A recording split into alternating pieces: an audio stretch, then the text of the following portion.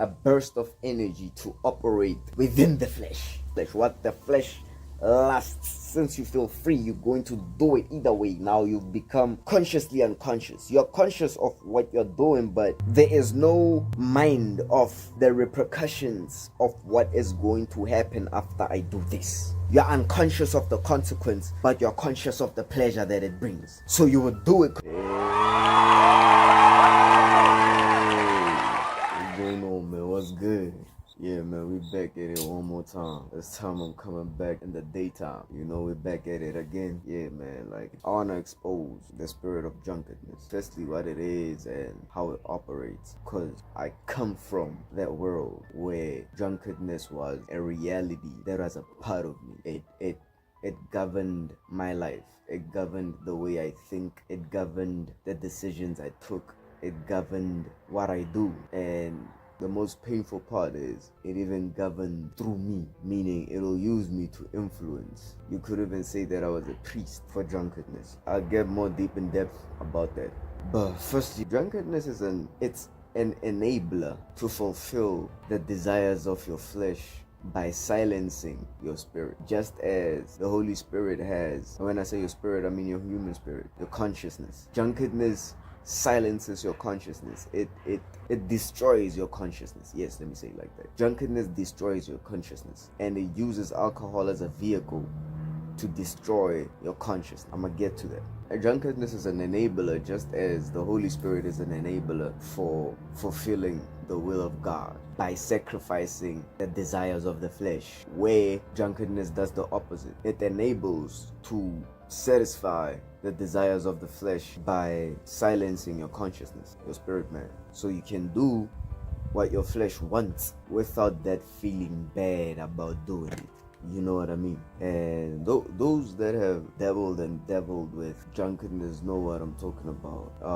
Honestly, if you haven't had dealings with drunkenness, this video won't make sense to you to a certain degree, or it'll shine a light so that you can start to identify what a person that's drunk is going through, what a person that's possessed by drunkenness is going through, so you can deal with it accordingly, you know. Anyway, so with that being said, drunkenness is a counterfeit. Where the Holy Spirit produces joy, drunkenness produces excitement. What it produces is temporal, but what the Holy Spirit produces is eternal. It stays with you. The joy of the Lord is my strength. But what drunkenness does is excitement. It'll fuel you to fulfill the lust of the flesh, and then after that, it'll leave you drier than it found you, and it'll make you want to do it again so you can feel what you felt previously.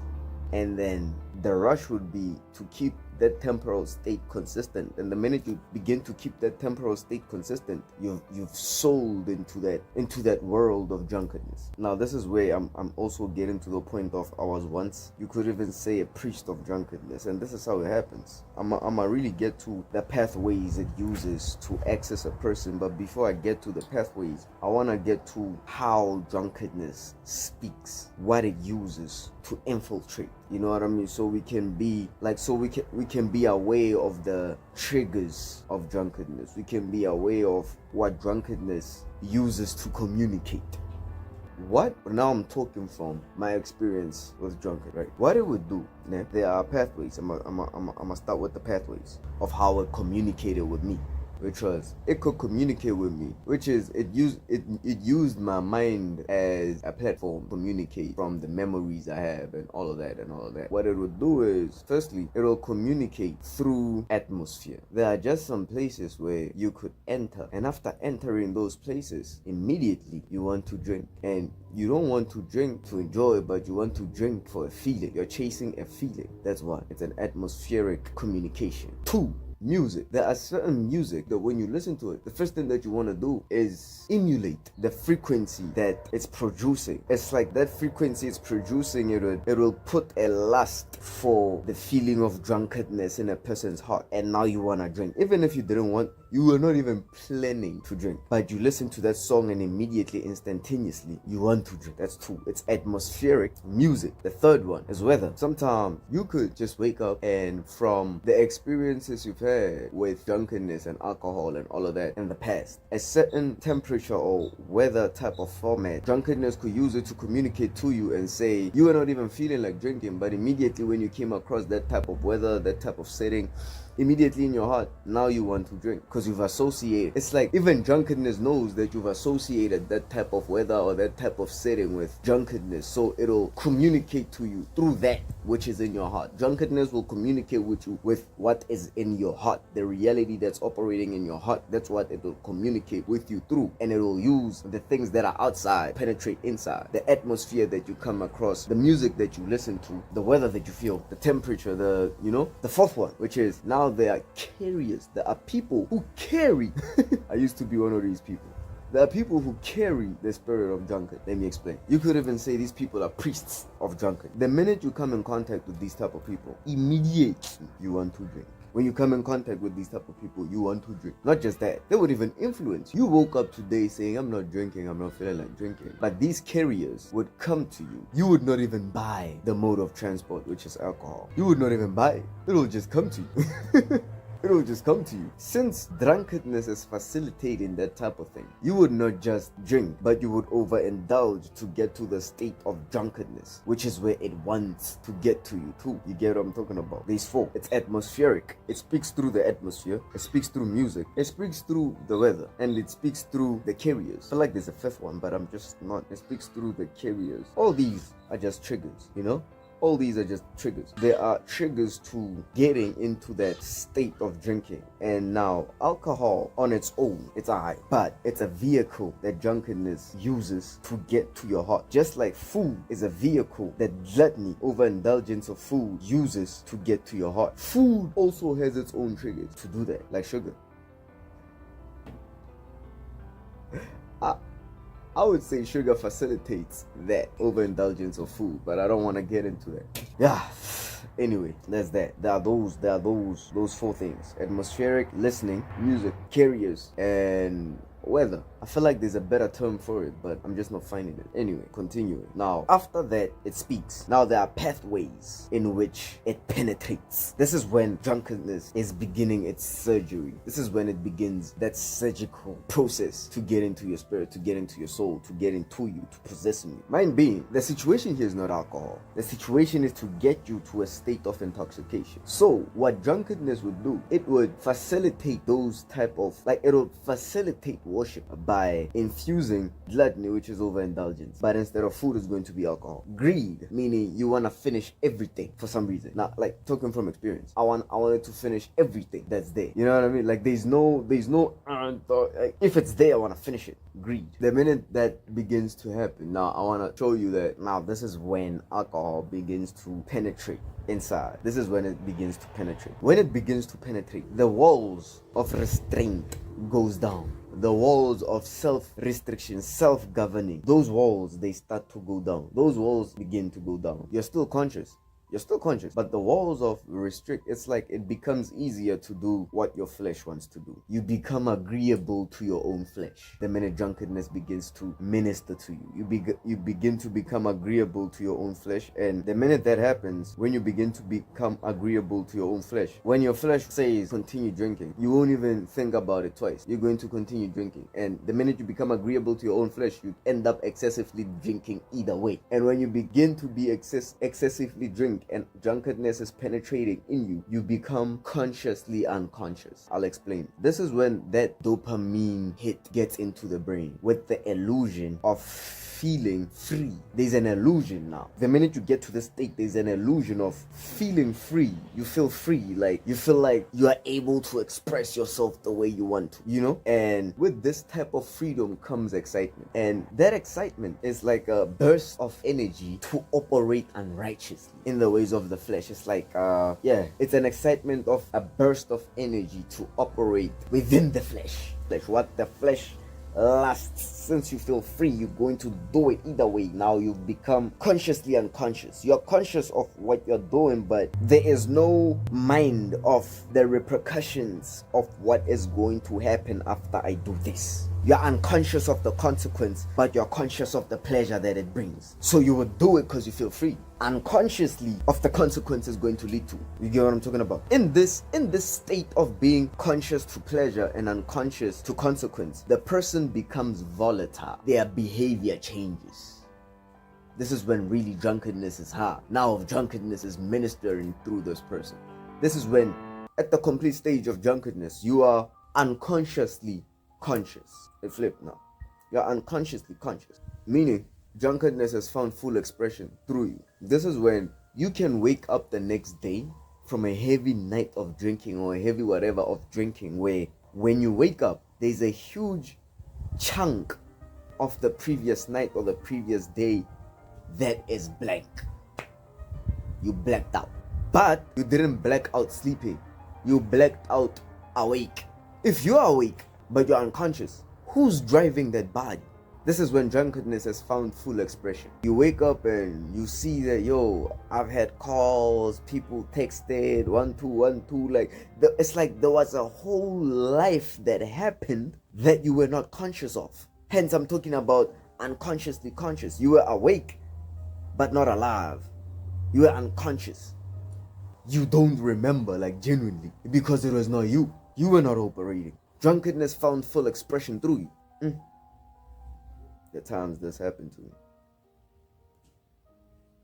It's and then normally sometimes, not even sometimes, when you wake up the next day, you can feel in your heart that you did something wrong, but you don't know what it is. You can feel in your body that you did something wrong, but you don't know what it is. Now, you will go through probably all those calls that you made, all those people that you were with. And yo, what happened last night? And this is how it starts. I'm fine now. This happened. And then you ended up doing that with that person, and then that happened, and you yourself are shocked about, wait, what? I did that? Just because you gave drunkenness the authority by agreeing with him to access you. Vanna, yo! How did that happen? Drunkenness. Now, I'm going to speak about grace sooner, or maybe even next week. I'm thinking maybe next week, to really break down on how to overcome the spirit of drunkenness. Today, I just wanted to shed light on that, the spirit of drunkenness, how it operates, and how to avoid being possessed by the spirit of drunkenness. You know, one thing I can say that enabled me to have authority over alcohol is my relationship with God. And I ain't talking about I'm praying and reading the Bible so that I don't go to hell. People that do that, praying and reading the Bible, and they don't include their heart in it. Because don't forget, God looks at the heart. They don't include their heart in it. What they're saying is, I'm able to get myself to heaven by just doing this daily work of reading the Bible and praying. Yo, thank you for this day. Yo, but you don't really engage with the prayer. You don't engage with God, Jesus Christ, the person that you're praying to. How are you going to enter into the kingdom of a king that doesn't know you? All I'm saying is, when I really started engaging with my heart with Jesus Christ, he gave me the wisdom of how to overcome all of these unrighteous acts, all of these tendencies of the flesh that withdrew me from him.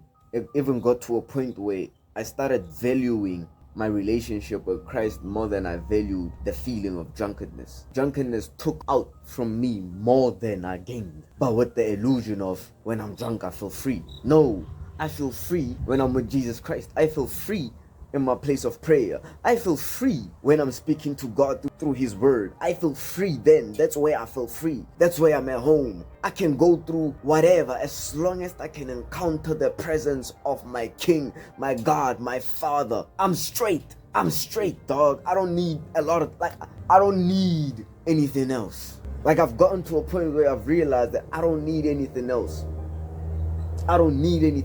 He's enabling me to conquer the lust of my flesh. Do I still drink? Yeah. Rarely so. though I'm so governed right now by the Holy Spirit that drunkenness can't find expression in me. The pathways that I'm telling, it's like it doesn't even get to that. Sometimes you need to identify on like, yo, today I woke up not planning to drink, but now all of a sudden I'm feeling like drinking. What's happening here? What the Holy Spirit does, He gives you the enabling power to say no to that feeling. No, Today I decided I am not going to drink. Then I am not going to drink. Some days, even with me, on Monday, Tuesday, Wednesdays, those are my days of consecration. I don't drink on those days. I don't engage with the world on those days. I don't look at the social media on those days. It's just me, the word, doing the work that I'm supposed to be doing, listening to sermons. I don't even listen to other music but sermons and worship music, like Monday, Tuesday, Wednesday.